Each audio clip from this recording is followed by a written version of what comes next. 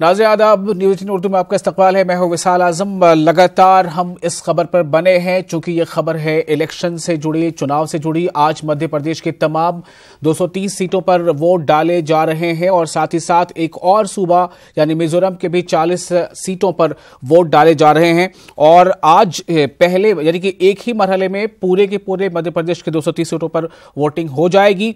मिजोरम में भी आज ही पूरी 40 सीटों पर वोटिंग हो जाएगी और इसके नतीजे जो हैं वो 11 दिसंबर को मंजर आम पर आएंगे। लेकिन आज जिस तरह से लगातार जो ट्रेंड देखा जा रहा है, मध्य प्रदेश से लगातार हम खबरें दिखा रहे थे कि कई जगहों से, कई अलग जिलों के कई अलग अलग असेंबली हलकों से वोटिंग मशीनें खराब होने की खबरें पहले आई। बाद में फिर ये खबरें आई कि कई जगहों पर वोट का बॉयकॉट किया गया। और इसी बीच लेकिन वोटिंग अभी जो है वो अपनी रफ्तार में है। कुछ देर पहले जब इलेक्शन कमीशन की तरफ से प्रेस कॉन्फ्रेंस किया गया था, उस प्रेस कॉन्फ्रेंस में बताया गया कि जहां जहां से शिकायतें आई हैं वहां मशीनों को बदल दिया गया है। हम लगातार अभी इस खबर बने रहेंगे। हमारे साथ जबलपुर से प्रतीक अवस्थी हमारे नुमाइंदे हैं, वो जुड़ रहे हैं। साथ ही लखनऊ से सीनियर जर्नलिस्ट सुरेंद्र दुबे भी हमारे साथ बने हुए हैं। पहले आपको बता दें कि मध्य प्रदेश के ग्वालियर में मॉडर्न पोलिंग बूथ बनाया गया है। हमारे नुमाइंदे ने वहां वोट देने जब पहुंचे लोग तो उनसे बातचीत की, जायजा लिया कि इस पोलिंग बूथ में उन्हें क्या नया दिखा, क्या मॉडर्न दिखा। ये देखिए।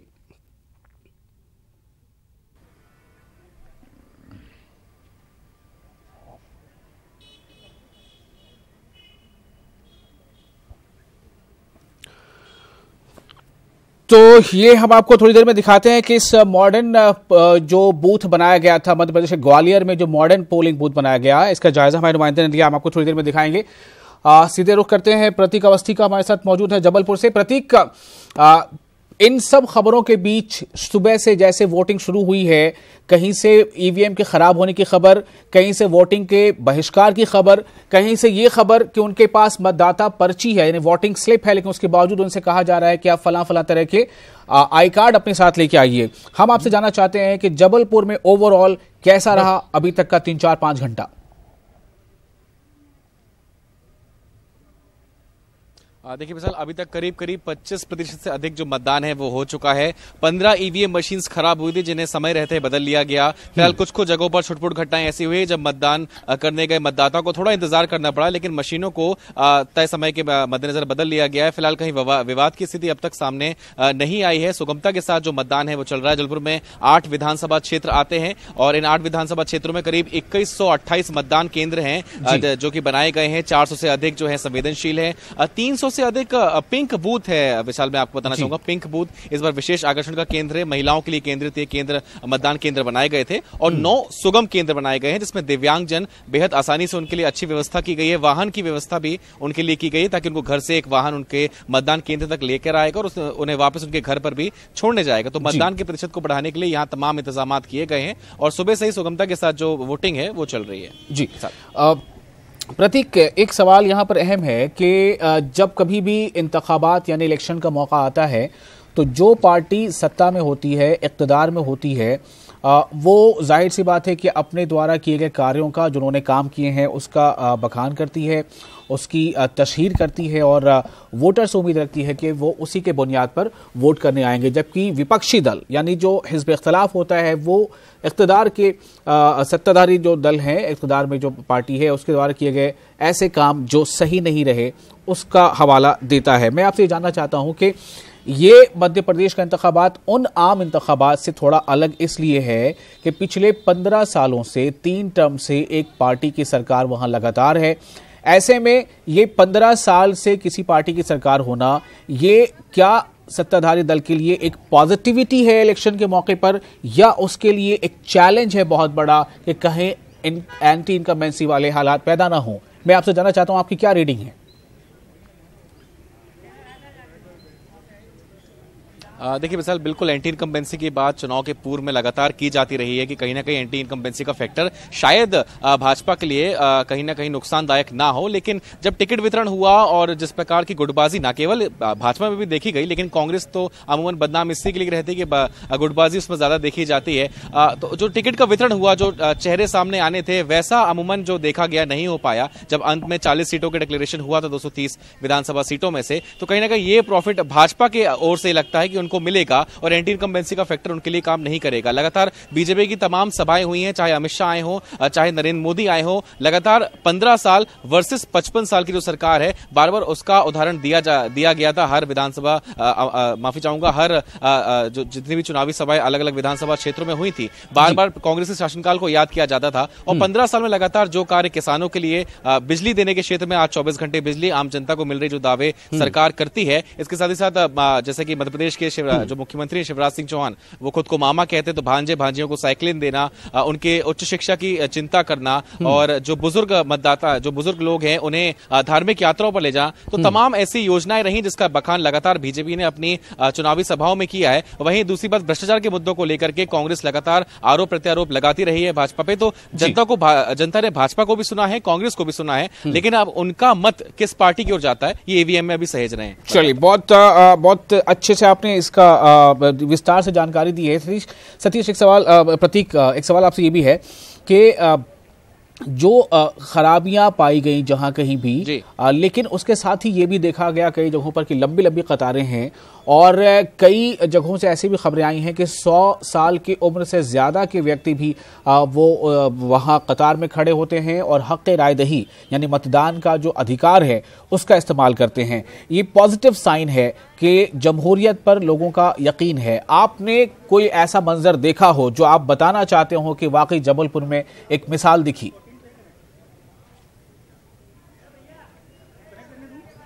देखिए, बिल्कुल आपको बता दूं कि सुबह सुबह जब 8 बजे से मतदान प्रक्रिया शुरू हुई थी, हमने ही तस्वीरें साझा करी थी आम जनता से कि 75 वर्ष की आयु से बड़े, यानी 76 साल, 80 साल, 82 साल उम्र तक के बुजुर्गों से हमने बातचीत करी थी, जो सुबह सुबह 8:30 बजे मतदान केंद्रों में पहुंच गए थे। भले ही असहाय थे चलने में, लेकिन अपने साथ किसी व्यक्ति को वो लेकर आए थे, कुछ वाहनों से आए थे, कुछ ने सरकारी जो व्यवस्थाएं की थी उसकी मदद भी ली थी, और मतदान केंद्रों की ओर वो आए थे और एक मिसाल पेश करी थी उन युवा मतदाताओं के लिए जो अमूमन कतराते हैं मतदान करने से। तो ये बुजुर्ग मतदाता जो सुबह से लगातार आ रहे हैं, महिलाएं भी लगातार आ रही हैं, जो गृहिणियां हैं, जो अमूमन रोजाना घर का कामकाज देखती हैं, वो भी सुबह से लगातार उत्साह के साथ मतदान कर रही हैं। तो ऐसा अनुमान लगाया जा रहा है कि मतदान का जो प्रतिशत है वो बेहद अच्छा हो सकता है। बहरहाल 5 बजे तक इसकी तस्वीर जो है। प्रतीक, एक आखिरी सवाल फिर आपको मैं छोड़ दूंगा, अभी जो कि आपको कई बूथों पर जाना है। आपने जिन जगहों का दौरा किया प्रतीक, उनमें से अर्बन एरियाज और जो नॉन अर्बन एरियाज हैं, कहां पर आपको ज्यादा जुनून देखने को मिला वोट को लेकर?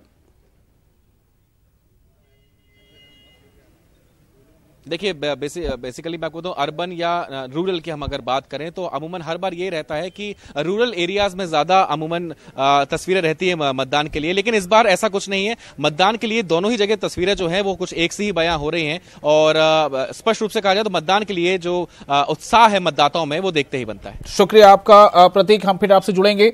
और इसी बीच आपको बता दें कि भिंड से हमारे नुमाइंदा सुशील कौशिक भी जुड़ चुके हैं। सुशील, आपके पास मैं आता हूं, पहले सुरेंद्र दुबे के पास चलते हैं, सीनियर जर्नलिस्ट हैं, लखनऊ से जुड़े हमारे साथ। सुरेंद्र जी, जितनी बातें अभी हम प्रतीक से कर रहे थे और उसका मैं आपसे विश्लेषण चाहता हूं, तज्जिया चाहता हूं कि ये जो इलेक्शन है, 15 साल से एक पार्टी बरसर इक़्तिदार है और फिर से वो इलेक्शन में है, यानी कि अवाम के बीच इम्तिहान दे रही है। क्या आपको लगता है जो हिंदुस्तान का एक मिजाज रहा है वोटरों का 15 साल 3 टर्म के बाद, जिस तरह के वहां पर मुद्दे आए हैं और जो मुद्दे काफी खासा चर्चा में रहे, खासतौर से किसानों का मुद्दा था, क्या आपको लग रहा है कि वो मुद्दे जहनों में होंगे वोटर्स के, या फिर वो मुद्दे होंगे जो उन्हें असल इश्यूज से हटाकर डाले गए हैं या डालने की कोशिश की गई है? देखिए, मैं आपके पहले भी जो एंकर साहब थे उनसे भी इस पर डिस्कशन हो रहा था। हाँ। मेरा इस पर मानना कि जैसे 3 बार लगातार शिवराज सिंह चौहान मुख्यमंत्री हुए, तो 2 टर्म पूरे तब कांग्रेस की केंद्र में सरकार थी और 13 तक केंद्र में थी, 14 से प्रधान मोदी जी आ गए सीन पर। जब मोदी जी आए तो अलग एस्पिरेशंस लेकर के बीजेपी पूरे देश में उभरी और इस देश के युवा हर वर्ग को ये लगा कि एक नया नेता आया, इससे कुछ हमें बहुत अपेक्षा है। तो अब जो चुनाव होगा वो शिवराज सिंह चौहान की पर्सनालिटी और कृतित्व पर कम, केंद्रीय प्रधानमंत्री जो हैं उनका जो ऑरा है पूरे देश में और मध्य प्रदेश में जो भी है उस पर ज्यादा होगा। इसलिए मतलब ये चुनाव क्या इसका ये मतलब ही निकाला, क्या इसका ये मतलब निकाला जाए सुरेंद्र जी कि ये चुनाव चौहान वर्सेस चुनाव है, मतलब चौहान वर्सेस चौहान है, क्या ये मतलब निकाला जाए इसका? नहीं, उसको आप उस ढंग से मत निकालिए। मैं कह रहा हूं ये अभी अब जो चुनाव हो रहा मोदी वर्सेस राहुल है, मोदी वर्सेस राहुल मध्य प्रदेश में भी। अच्छा, जो लोकल इश्यूज हैं, हाँ स्टेट इश्यूज हैं वो नीचे हैं और जो नेशनल इश्यूज हैं ऊपर, इसलिए it will be Modi versus Rahul. अब सवाल यह कि जैसे 14 से जो एक नया सेटअप आया बीजेपी का, जिससे अलग आकांक्षाएं, देखिए तब क्या कंपेयर करना था। केंद्र में मनमोहन सिंह प्रधानमंत्री थे, वो एक परिस्थित जन प्रधानमंत्री थे और उनका कोई नेशनल सिनेरियो में कोई महत्व नहीं था। उनको सोनिया गांधी चाहती थी, उन्होंने बना दिया। अब जब मोदी जी आए तो ये हुआ कि नहीं, ये एक नेशनल व्यक्तित्व है, राष्ट्रीय परिदृश्य पर अलग ढंग की राजनीति का एक उदय हुआ है। तो इससे अपेक्षाएं जुड़ी। तो अब जो चुनाव इस बार होगा मतदान, वो मोदी से अगर बहुत प्रसन्न है तो आप समझिए फिर बिल्कुल जिसको कहते हैं वाइप आउट कर देंगे कांग्रेस को। और अगर नाराज है तो फिर बीजेपी को, जो भी गवर्नमेंट जीतेगी बहुत ही कंफर्टेबल मार्जिन से जीतेगी, मेरा ऐसा मानना है। चलिए आप ये एक अपना विश्लेषण कर रहे हैं, तजिया कर रहे हैं। शुक्रिया आपका सुरेंद्र दुबे जी इस जानकारी के लिए, इस बातचीत के लिए। हमारे साथ इस वक्त सुशील कौशिक जुड़े हैं, मैंने आपको बताया था भिंड से हमारे नुमाइंदे। सुशील, भिंड में क्या मंजर आपको देखने को मिला? सुबह से आप बूथों पर, कई बूथों पर गए आपने, क्या क्या चीजें ऐसी हैं जो आप इस वक्त दर्शकों को बताना चाहेंगे? कहां पर कई जगहों से खबरें आई हैं वोटिंग बहिष्कार की भी, कई जगहों से ईवीएम खराब होने की, कई जगहों से ये भी खबरें आई कि लंबी लंबी कतारें लगी हैं और काफी उत्साह भी देखा जा रहा है। आपने क्या रीड किया सुशील? बिल्कुल सही बात है। देखिए ये जो चंबल संभाग है, ग्वालियर के बाद चंबल संभाग आता है, इसमें 3 जिले हैं, 11 यहाँ विधानसभा सीटें हैं और इनमें से अभी 8 बीजेपी के पास है, 2 बीएसपी के पास और 1 कांग्रेस के पास है। तो निश्चित तौर पर ये जो परिस्थितियां बन रही है यहाँ पर सुबह से देखा जाए तो उसमें भिंड के कई इलाकों में जो हालात बने, चाहे ईवीएम में तोड़फोड़ का मामला सामने आया हो, या फिर कुछ पोलिंग सेंटर पर ईवीएम बंद होने का मामला सामने आया हो, या फिर कुछ इलाकों में हवाई फायरिंग की घटनाएं भी सामने आई है। तो निश्चित तौर पर इस तरह की जो घटनाएं हैं भिंड में पहले भी सामने आती रही है, लेकिन इस बार प्रशासन और पुलिस, चुनाव आयोग ने मिलकर एहतियात के तौर पर बड़े कदम उठाए थे, मतदान जागरूकता के लिए भी, साथ ही सुरक्षा के लिए भी। यही वजह है कि भिंड और अटेर 2 विधानसभा क्षेत्र के प्रत्याशी जो है उन लोगों को यहाँ सर्किट हाउस में एक तरह से अपनी नजरबंदी में लिया हुआ है, ताकि यहाँ पर किसी तरह के हालात खराब ना हो पाए। और यही वजह है कि अब जो परिस्थितियां धीरे धीरे सामान्य है और लगभग आधा वक्त बीतने को है, लेकिन अभी तक छुटपुट घटनाओं के बाद जो है भिंड में लगभग जो माहौल है वो कुछ शांत नजर आ रहा है। जी चलिए, आप हमारे साथ बने रहे। रुख करते हैं शरद श्रीवास्तव का, जो हमारे साथ जुड़ चुके हैं ग्वालियर से।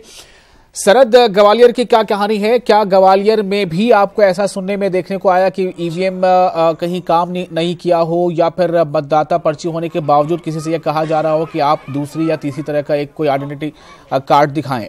शरद।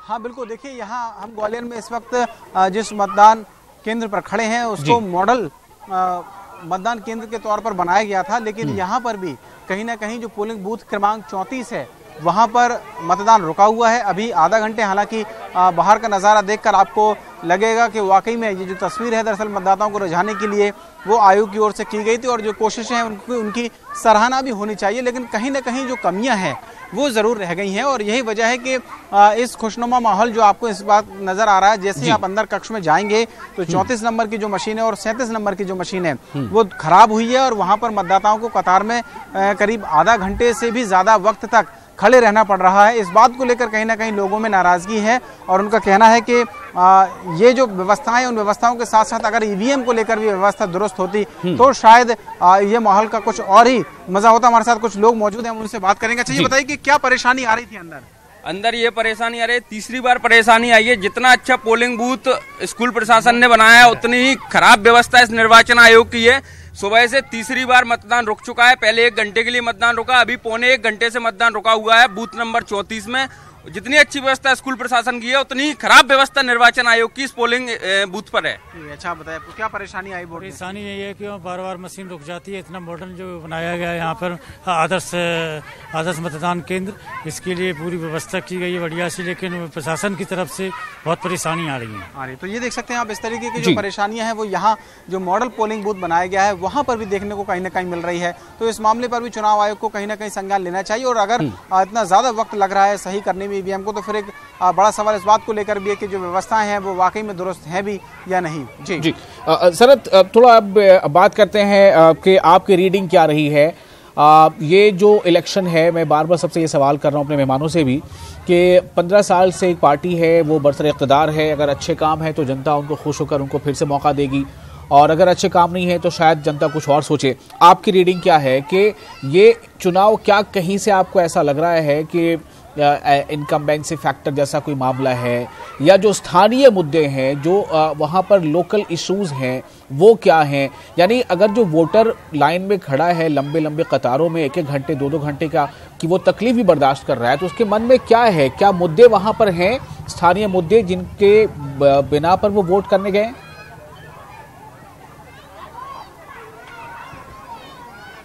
हाँ देखिए, बिल्कुल अगर हम यहाँ खासतौर से ग्वालियर चंबल संभाग के बारे में बात करें तो जो चुनाव है वो किस मुद्दे पर हो रहा है, इसको थोड़ा सा पढ़ पाना बहुत ज़्यादा मुश्किल है मतदाताओं के चेहरे को देखकर, क्योंकि उसके मन में क्या चल रहा है ये तो कोई नहीं जानता। वो उसका फैसला तो 11 तारीख को ही होगा। लेकिन जितने मतदाताओं से बात हुई है, जितने लोगों से हमारी बातचीत हुई है, उसमें एक तरफा किसी भी बात पर, किसी भी निष्कर्ष पर पहुंचना शायद जल्दबाजी होगी, और मतदाता चाह क्या रहा है इस बात पर भी थोड़ा सा सस्पेंस है। क्योंकि जैसा आपने कहा भी, निश्चित तौर पर लगातार 4 बार से बीजेपी सरकार बनाने को आतुर है। वहीं मुख्यमंत्री शिवराज सिंह चौहान का कार्यकाल भी इतना ही है, वो भी रिपीट करने को खुद को आतुर मान रहे हैं। लेकिन कांग्रेस की कहीं ना कहीं इस बार मजबूत फील्डिंग रही है, और कांग्रेस ने अपने आप को विपक्ष के तौर पर, मजबूत विपक्ष के तौर में पहले पेश करने की कोशिश की, और अब जो लड़ाई है वो कहीं ना कहीं कांटे की कही जा सकती है। नतीजे हमारे साथ बने रहे। इस वक्त ब्रेकिंग न्यूज हम देना चाहते हैं अपने दर्शकों को, अपने नाज़रीन को, और खबर ये है कि जो परसेंटेज सामने आ रहा है मध्य प्रदेश असेंबली इंतखाबात में, रियासत में 12 बजे तक 27%, 12 बजे तक 27% पोलिंग रिकॉर्ड की गई है एमपी में, और कटनी जिले में तकरीबन 25.25% रायदही, हडवाड़ा में 26% पोलिंग, और विजय राघवगढ़ में 25% वोट डाले गए हैं, जबकि बोरीवंद में 24% वोटिंग, और बटवार में 26% वोट डाले गए हैं। तो ये पल पल जो फीसद आ रहा है, इससे एक ट्रेंड पता चलता है कि किस तरह का उमंग, किस तरह के हौसले के साथ जो वोटर हैं वो पहुंच रहे हैं बूथों पर।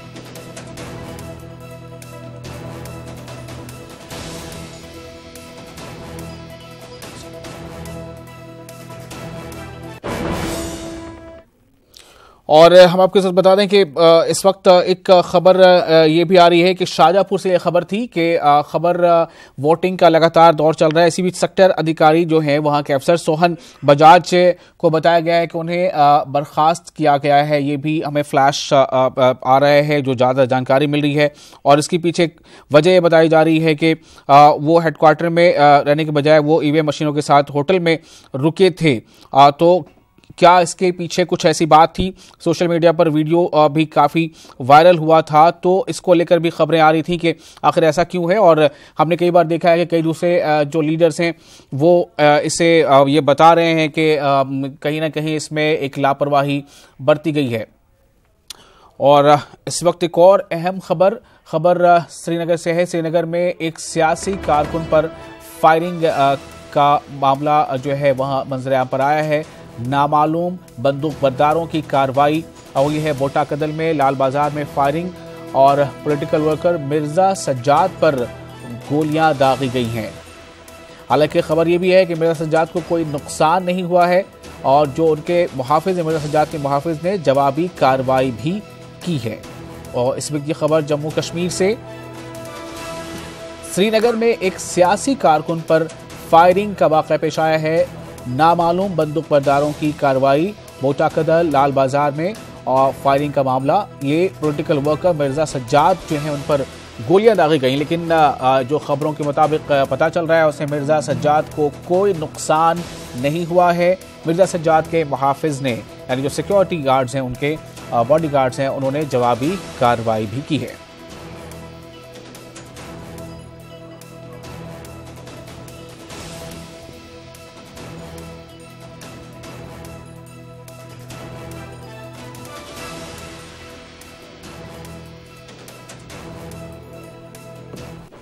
और सीधे रुख करते हैं सुशील का, हमारे साथ भिंड से सुशील मौजूद हैं। सुशील, मैं जो सवाल कर रहा था दरअसल वो ये था कि हमारे देश का, हमारे मुल्क का जो ढांचा है वो इस तरह से है कि हमारे पास एक केंद्र की सरकार है, सेंट्रल गवर्नमेंट है, स्टेट की हुकूमत है, और फिर उसके नीचे लोकल बॉडीज होती हैं। और ये जो एमपी में इलेक्शन हो रहा है ये मध्य प्रदेश के लिए हो रहा है, असेंबली क्षेत्रों और हलकों के लिए हो रहा है। तो क्या इस बार आपको इलेक्शन के कैंपेन के दौरान आपको क्या लगा कि आज वोटिंग जब हो रही है तो मुद्दे कौन से हावी रहे हैं इन चुनाव प्रचारों के दौरान, और किन किन मुद्दों को जो अहम पार्टियां हैं बीजेपी या कांग्रेस, उन्होंने हथियार बनाया है वोटर से करीब होने का?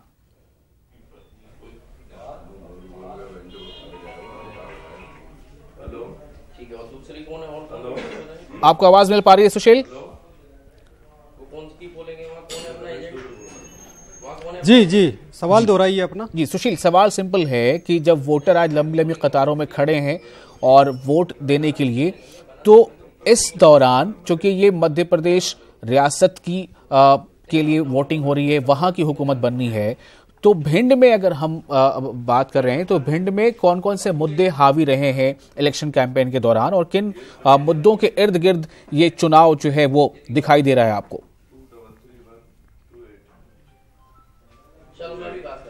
देखिए, ज्यादातर मध्य प्रदेश के जो भी इलाके हैं, चाहे वो ग्वालियर चंबल अंचल की बात करें, मालवा, महाकौशल, निमाड़ या फिर और इलाके, उनमें सबसे बड़ा जो मसला होता है, जो चुनाव होते हैं, वो उसमें सबसे बड़ा आधार होता है जातिगत आधार।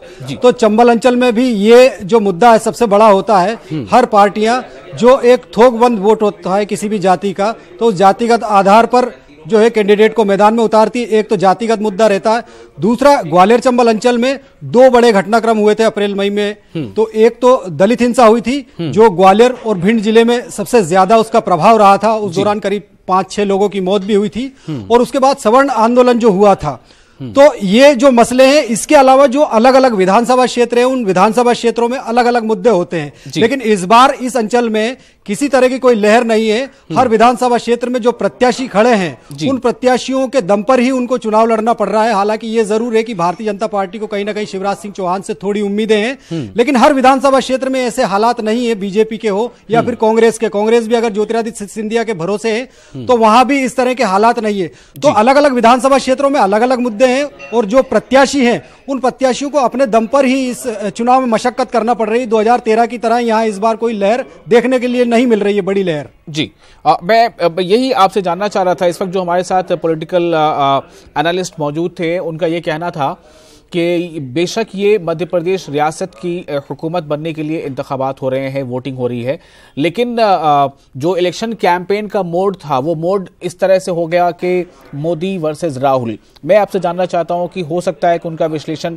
उनके कुछ बुनियाद या फैक्ट्स रहे हों, लेकिन आप चूंकि ज़मीनी हकीकत से वाकिफ हैं, तो क्या ये समझा जाए कि जो स्थानीय मुद्दे यानी मकामी इश्यूज जो हैं, उन्हीं की बुनियाद पर वोटर्स जो है आज वोटिंग के दौरान अपने फैसले लेंगे, या फिर जो आप कह रहे हैं कि जो कैंडिडेट्स हैं उनके फेवर में कोई जा रहा है, यानी कैंडिडेट ओरिएंटेड ये इलेक्शन हो रहा है भिंड की अगर हम खासों से बात कर रहे हैं तो? बिल्कुल, देखिए, मैं आपको यहां बताना चाहूंगा कि मध्य प्रदेश में बीजेपी के प्रधानमंत्री नरेंद्र मोदी ने भी सभाएं की हैं। इसके अलावा राहुल गांधी भी यहां आए थे अक्टूबर महीने में। इसके अलावा ज्योतिरादित्य सिंधिया, नरेंद्र सिंह तोमर, सब लोगों ने मशक्कत की है। लेकिन आपको यहां का गणित बता दें कि ग्वालियर चंबल अंचल में जो मतदान होता है वो 3 स्तर पर होता है। पहला सबसे बड़ा मतदान जो होता है वो जातिगत आधार पर होता है। हर आधार में उसमें कैंडिडेट की जो जाति होती है, एक बड़ा वोट बैंक होता है। वो निश्चित तौर पर किसी भी पार्टी से कोई कैंडिडेट खड़ा होता है तो जातिगत आधार उसके लिए बनता है। दूसरा वोटर होता है परंपरागत वोटर, जिसमें बीजेपी, कांग्रेस, बीएसपी, सपा या अन्य पार्टियों के जो विचारधारा से जुड़े हुए लोग होते हैं, जो परंपरागत रूप से खानदानी कह सकते हैं उनको, वो उस पार्टी से वोट करते आते हैं, तो एक वोटर वो होता है। दूसरा करीब 10 से 15% वोटर ऐसा है इस अंचल में जो कैंडिडेट को देखकर या फिर जो राष्ट्रीय नेता आते हैं या प्रदेश के बड़े नेता आते हैं, उन लोगों के भाषण सुनकर, उन लोगों के विजन सुनकर अपना मानस बनाता है। ये वो मतदाता होता है जो हर चुनाव में सरकार बनने या बिगड़ने में अहम भूमिका निभाता है। करीब 10% ऐसा वोटर होता है। ये 10% वोटर भी ग्वालियर चंबल अंचल में, चाहे बड़े शहरों की बात करें तो वहां देख ले, या फिर छोटे कस्बा इलाकों में भी आजकल सोशल प्लेटफॉर्म के जरिए मतदाता इतना जागरूक है कि वो इन सब परिस्थितियों पर गौर करता है। तो चुनाव में वोटिंग के ये 3 ही स्तर है। राष्ट्रीय नेतृत्व या प्रदेश का जो नेतृत्व है उसका असर जरूर वोटरों पर होता है, लेकिन उस मायने में नहीं होता है, क्योंकि हर विधानसभा क्षेत्र में अपना अपना एक अलग मुद्दा होता है, परेशानियां होती है, और वही मैं कह रहा था आपसे कि क्या पार्टियों से जो उम्मीदवार मैदान में उतारे जाते हैं उनसे भी नाराजगी रहती है। बिल्कुल, मैं वही जानना चाह रहा हूं कि भिंड और ये चंबल का जो इलाका है, चूंकि ये कोई मतलब जनरल इलेक्शन नहीं हो रहा, तो क्या ये स्थानीय मुद्दे ही वहां पर हावी होंगे, ऐसा मुझे लग रहा है कि आप कहना चाह रहे हैं। सुशील, शुक्रिया आपका। हम आपसे थोड़ी देर में फिर जुड़ेंगे। इस वक्त सीधे रुख करते हैं भोपाल से। हमारे साथ हमारे नुमाइंदे जुड़ चुकी हैं, सोनिया राणा। सोनिया, आपको मेरी आवाज़ अगर मिल पा रही हो तो सबसे पहला मेरा सवाल आपसे ये होगा कि आप जिस सुबह से वोटिंग चल रही है, वोटिंग को होते हुए अभी 1 बजने के तकरीबन है, कौन कौन सी ऐसी बात है, कौन कौन सी ऐसी खबर जो आप इस वक्त चाहेंगे कि सबसे पहले प्रमुखता के साथ आप हमारे नाजरीन से शेयर करें? सोनिया।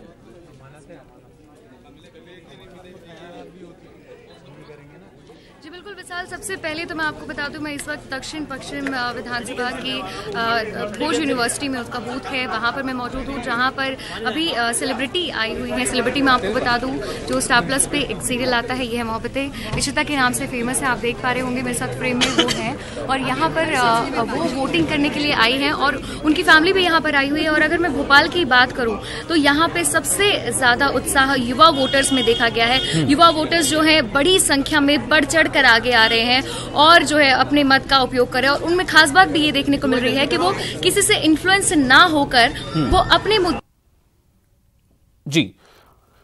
सोनिया हमारे साथ मौजूद थी, लेकिन लग रहा है कुछ तकनीकी जो सिग्नल का कुछ प्रॉब्लम चल रहा है। बहरहाल तो ये तस्वीरें देखिए, लोग लाइनों में खड़े हैं, चेहरे पर सबके अलग अलग तरह का एक्सप्रेशन है। सोनिया फिर से हमारे साथ जुड़ चुकी हैं। सोनिया, आप कुछ कह रही थी?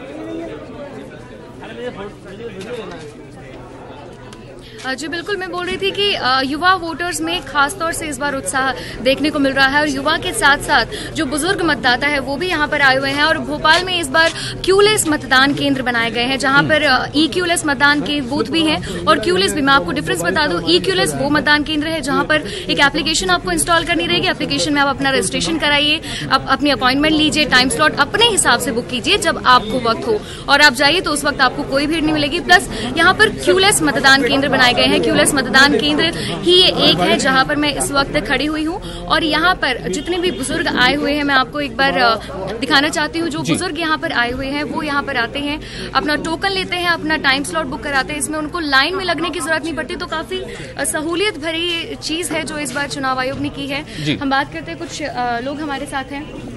सर, आप यहाँ पर वोट करने आए हैं, कोई परेशानी? क्योंकि अब नया सिस्टम आ गया है, टोकन लेके आपको लाइन में नहीं लगना पड़ेगा। ये बहुत ही अच्छा सिस्टम है और मैं इस प्रक्रिया से स्वयं जुड़ा रहा हूँ, क्योंकि मैं चीफ इलेक्शन ऑफिसर था यहीं मध्य प्रदेश का। मैं बहुत वरिष्ठ IAS अधिकारी हूँ, मैं रिटायर्ड हूँ, लेकिन हमारे ज़माने में भी इतनी अच्छी व्यवस्था नहीं थी जितनी अब हुई। हर बार से सीख रहे हैं लोग कि किस प्रकार सुलभ किया जा सकता है, और मैं देख रहा हूँ कि उसमें काफ़ी सुधार आया है, और विश्वास है कि धीरे इससे जो है वोटर परसेंटेज बहुत बढ़ेगा और लोगों में अपना मताधिकार उपयोग करने के लिए एक गलत जाते हैं। बिल्कुल, आप देख पा रहे हैं यहाँ पर पूर्व IAS ऑफिसर हमारे साथ थे जो खुद ही निर्वाचन प्रक्रिया से जुड़े हुए थे। उनका कहना यह है कि सुधार लगातार जो है किया जा रहा है। और इस वक्त मैं आपको किसी से बातचीत कराना चाहती हूँ। बिल्कुल, दिव्यांका त्रिपाठी मैं आपको बता दूं यहाँ पर आई हुई हैं दक्षिण पश्चिम विधानसभा, जैसे कि मैंने आपको पहले भी बताया था। वो यहाँ पे उनका वोटिंग क्षेत्र आता है। उनकी मदर हमारे साथ है, उनसे बातचीत करने की कोशिश करेंगे। मैम, दिव्यांका यहाँ पर आई है, मुंबई से टाइम बुक करके आई है। आपको क्या लग रहा है इस बार कुछ वोटिंग परसेंटेज बढ़ेगा कि शहर की बेटी उसके लिए प्रमोट कर रही है? मुझे लगता है कि बहुत ज़्यादा बढ़ना चाहिए और 90-95% तो होना ही चाहिए। 100% हुआ तो बेहतर है, बट इतना होता नहीं है, तो मेरे ख्याल से 90% तक तो जाना चाहिए। बिल्कुल, ये दिव्यांका त्रिपाठी की मदर है जो हमारे साथ यहाँ पर मौजूद थी, जिनका कहना ये है कि मध्य प्रदेश की बेटी जब यहाँ पर कैंपेन कर रही है, लोगों को मोटिवेट कर रही है ताकि वो मतदान करें, तो ऐसे में जो मतदान प्रतिशत है वो जरूर बढ़ेगा। और आपको मैं एक चीज और बता दूं, पिछले विधानसभा चुनाव की अगर बात करें 2013 की, तो मध्य प्रदेश उन 5 राज्यों में 5वें नंबर पर शुमार था जहां पर भोपाल की मैं बात करी, भोपाल जिले की, जहां पर 51 जिलों में भोपाल में सबसे कम वोटिंग हुई थी। राजधानी है भोपाल, लेकिन उसके बावजूद यहां पर कुछ 63.80% की कुछ वोटिंग लास्ट टाइम यहां पर देखने को मिली थी। सोनिया, एक सवाल आपके पास मैं लेके आ रहा हूं, छोटा सा जवाब चाहूंगा सोनिया, अगर आप मुझे सुन पा रही हैं। आपने कहा कि काफी ज्यादा उमंग के साथ जो यूथ जो है वो दिखाई दे रहा है, यूथ बहुत ज्यादा है इस चुनाव में, इलेक्शन में। यूथ जो है उसके सपने, उसके जो एम्बिशंस है वो भी अलग होते हैं। क्या आपको लग रहा है कि जो लोकल इश्यूज हैं वो इस बार इलेक्शन में हावी रहेंगे, या फिर जो एक हवाई मुद्दा खड़ा किया जाता है हेलीकॉप्टर कैंपेन के जरिए वो ज्यादा हावी रहेगा?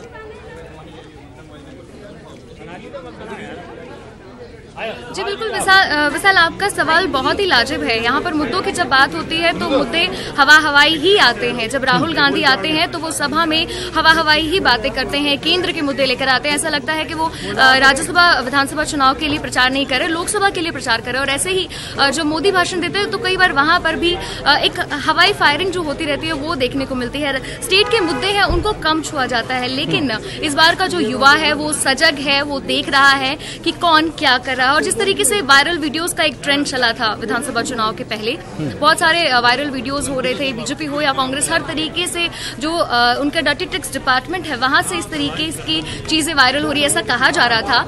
और ऐसे में आज जो है मतदान का दिन आ गया है और युवा बेहद सजग है। जिन भी युवाओं से हमने बात की है सबका कहना यही है कि वो समझदार है, वो समझता है, उनको पता है कि किसे वोट देना है। वो किसी के भी इन्फ्लुएंस में आने वाले नहीं है। वो ना तो अपने पेरेंट्स के इन्फ्लुएंस में आते हैं, क्योंकि एक एज के बाद एक विचारधारा बन जाती है। वो खुद का वोट खुद ही डिसाइड करते हैं विकास के मुद्दे पर। सोनिया, शुक्रिया आपका फिलहाल हमारे साथ जुड़ने के लिए। हम फिर आपके पास वापस आएंगे, कुछ नई जानकारी लेंगे।